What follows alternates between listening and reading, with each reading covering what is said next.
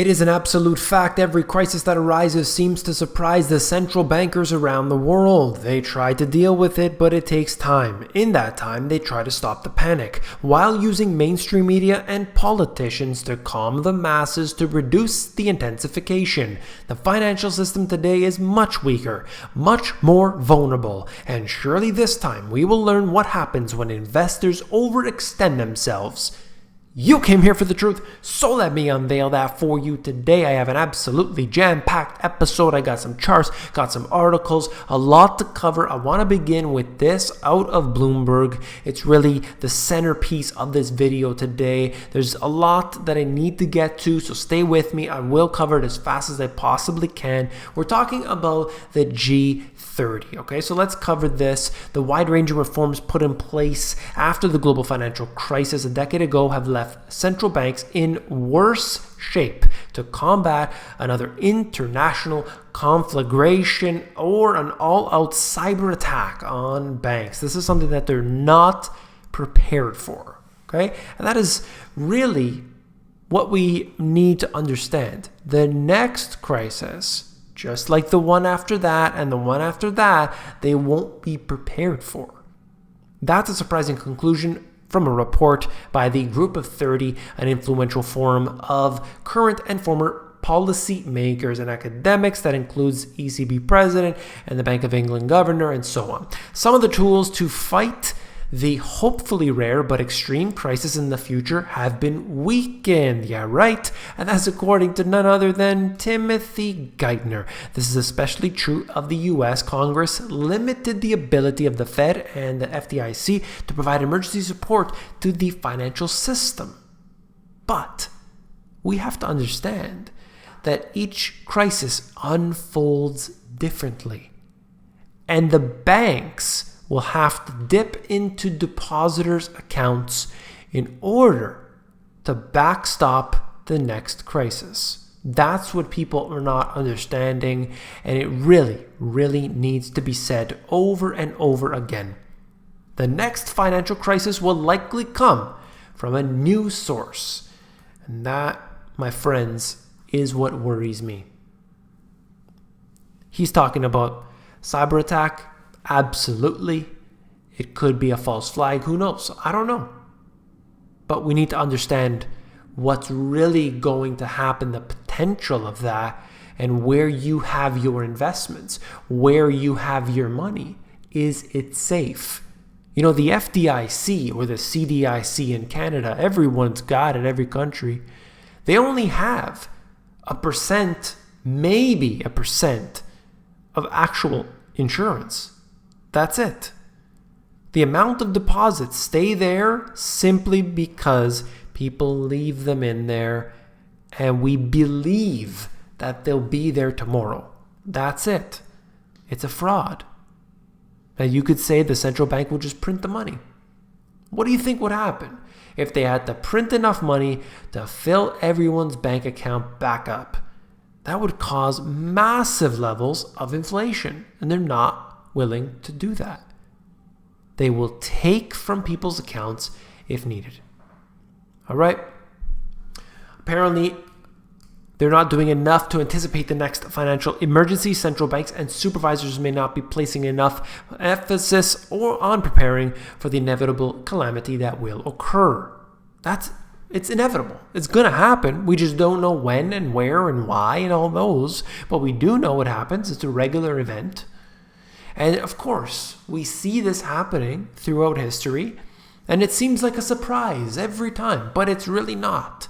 It shouldn't be such a surprise. If you allow bubbles to expand somewhere, eventually it's going to pop, it's going to cause a mess. You can have a pretty good idea. You never know exactly and definitely do not know when, but you have a pretty good idea.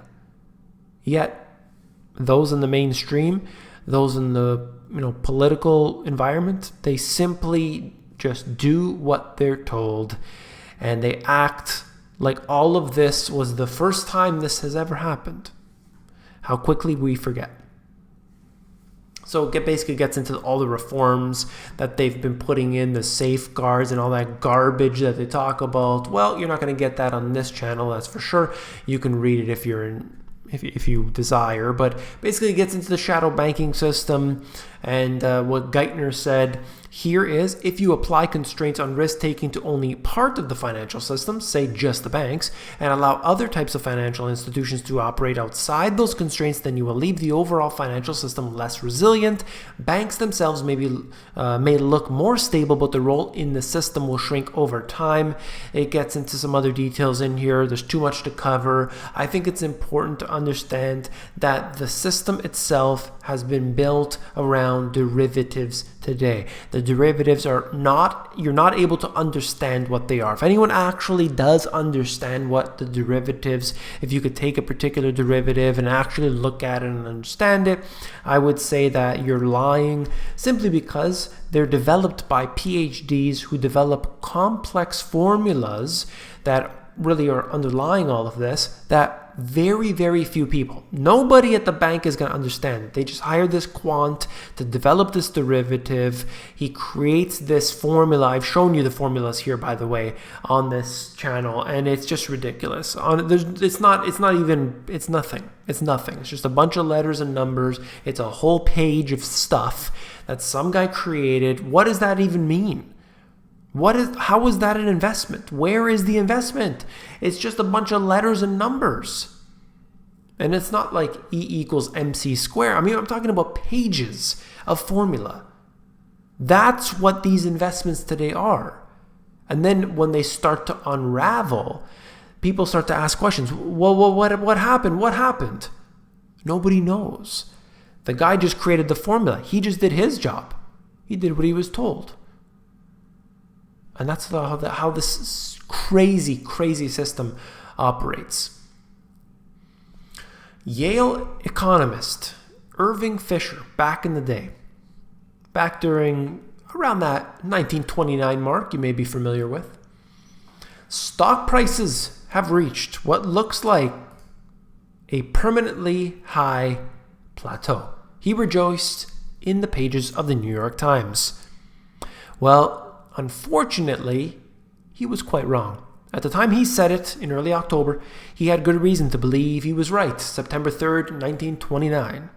The Dow Jones swelled to a record of 381, reaching the end of an 8-year growth period during which its value ballooned by a factor of 6. That was before the bubble began to burst in a series of, quote, black days. Black Thursday, the market dropped 11%. 4 days later, Black Monday, it fell 13%. The next day, it lost 12% more, and we know what happened. But literally, just before that, we have this individual, a Yale economist, a respected individual at that time. He said, we are on a permanently high plateau. He's saying stocks will never go down. The Federal Reserve existed during this time frame. The Federal Reserve was active during this time frame, and yet they watched the market drop.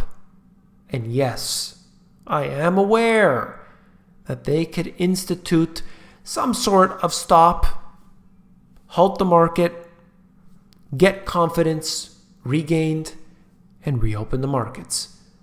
And I will tell you right now, there can be nothing to restore confidence until markets go back to fair value, or somewhere close to it. Just wait. This here is just talking about the assets of the Federal Reserve and how things are changing, okay? So one of the things that worries me right now is quantitative tightening and the fact that they're increasing interest rates. We are watching these really starting to constrict the investor. Big problems are ahead. I think it's a good thing, of course, but this is not going to be good for those who are heavily invested in things that really rely on this to continue to increase. The QE unwind is scheduled to reach a cruising speed in October when the unwind is capped at $50 billion a month. The plan calls for shedding up to $420 billion in securities in 2018, up to $600 billion a year in each of the following years until the Fed deems its balance sheet adequately normalized, whatever that means. The Fed is likely to get rid of all of its MBS and retain only Treasury securities, all right? So they're going to get rid of that garbage mortgage-backed securities. I'm not even sure why they have them in the first place. I think it's a fraud to be keeping them, but hey, I'm not in control of the system, so somebody else decided that. So they're basically talking about the assets, how they're declining here, and it's not going fast enough as far as I'm concerned.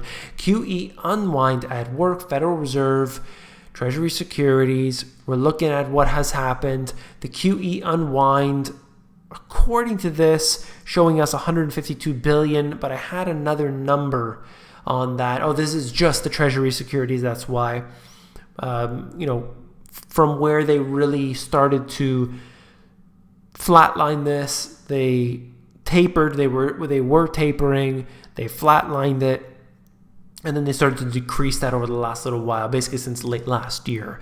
QE unwind, 2 to 3 month lag. This is the mortgage-backed securities. That's $73 billion. Taking it very, very slow as far as I'm concerned. And then we look at the total Fed assets, down 252 billion from its peak. This, or from the point at which they said they were going to reduce their balance sheet. This, to me, is ultimately very, very worrisome. It should be for everybody, because they know that this is the only reason the market is up. But as one person commenting suggested, I don't care who's buying as long as somebody is. I don't care if it's fake printed quantitative easing, Bank of Japan garbage money, as long as somebody's buying. And that truly is when you know we've reached peak euphoria. Before QE. All right, looking at this between 2003, 2008, the total assets of the Fed versus nominal GDP, and look how accurately these two mirror each other. Wouldn't it be interesting to see the Fed assets declining and how the GDP tries to increase? I think they're going to have a lot of trouble. Very quickly, China's record trade surplus with the U.S. adds fuel to the trade issues. Right now, we are going in with more and more tariffs, and it's not going to stop anytime soon. Look at this, the trade balance with the U.S. This is basically showing us from the 99 up until present day. We're looking at how unbelievably large this surplus is, and it just continues to get worse. That's not good. All of these imbalances that we have, they're everywhere, and each one is a potential risk, potential trigger event that could topple the markets. Could be something from derivatives, could be the housing market, it could be interest rates, could be quantitative tightening, it could be, the automotive market, it could be student loans, it could be anything. It could be anything. And that's really what makes it extra risky. It's not a two-dimensional system. This is really a three-dimensional system coming from all angles, all sides, and they're not able to cope with it by dealing with it in a sort of two-dimensional mindset. September of the year 2 is historically the weakest month of the presidential cycle. I put very, very little weight on this as far as I'm concerned, but that's what they're saying here in this case. That's just food for thought. Average monthly return during the presidential cycle, the Dow Jones from 1900 to 2018, showing us how bad it can get during this time frame. So I just want to show that to you. We'll see what happens. I mean, I'm not much for predictions based on time. All I do is show you the charts, show you the articles. You put that together for yourself. If you found this video informative, please give me a thumbs up. When you give me a thumbs up, it helps to support the channel. That's all you gotta do. Hit that button.